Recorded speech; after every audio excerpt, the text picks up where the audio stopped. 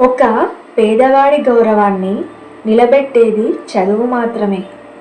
శత్రువు ఎంతటి వాడైనా నీ ఆత్మస్థైర్యమే నీకు రక్ష. ఊరు దాటకుండా బాగుపడ్డవాడు లేడు. ఊరు దాటి మనశ్శాంతిగా ఉన్నవాడు కూడా లేడు. ఎప్పటికైనా నీ బాధ ఇంకా నీ కష్టం నువ్వే పడాలి. నీ కోసం ఏ ఒక్కరూ లేరు, రారు కూడా. ఒక్కసారి నిలబడి గుండె ధైర్యం తెచ్చుకొని చూడండి. ఇక అప్పుడు ప్రపంచం మొత్తం మీ పాదాల కిందే ఉంటుంది.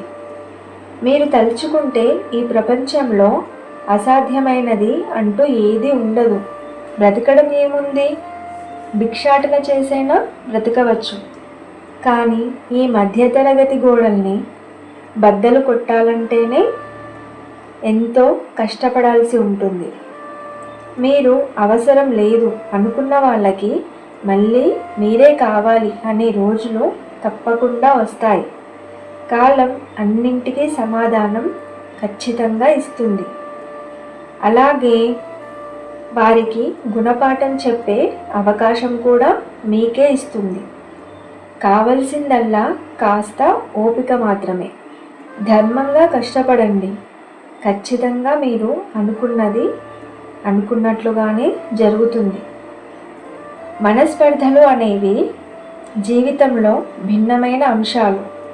కానీ వీటిని ఎప్పుడు కూడా మనసులోకి ప్రవేశించనివ్వకండి.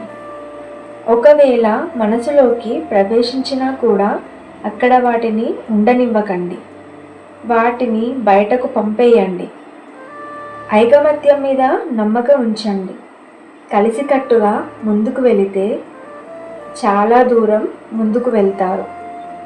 లేదంటే కేవలం ఆ దూరం గురించి మాత్రమే ఆలోచించగలుగుతారు. మనిషి తను చేసే పనులను, తమ కర్మల ఫలితాన్ని, జీవితంలోని ఉచ్ఛ్వాస నిశ్వాసాలను పరమాత్మకు సమర్పిస్తూ ఉండాలి. భక్తి కేవలం మనస్థితి అయితే ఈరోజు శుభ్రం చేసిన పాత్ర ఎలా మళ్ళీ మలినం అవుతుందో అదేవిధంగా మనిషి మనస్సు పదే పదే పరమాత్మకు విముఖం అయిపోతూ ఉంటుంది. అందుకే అవి ఎంతో అవసరం. మనిషి నిరంతరం తన జీవితాన్ని ఆ పరమాత్మకే అంకితం చేశానని గుర్తుంచుకోవాలి.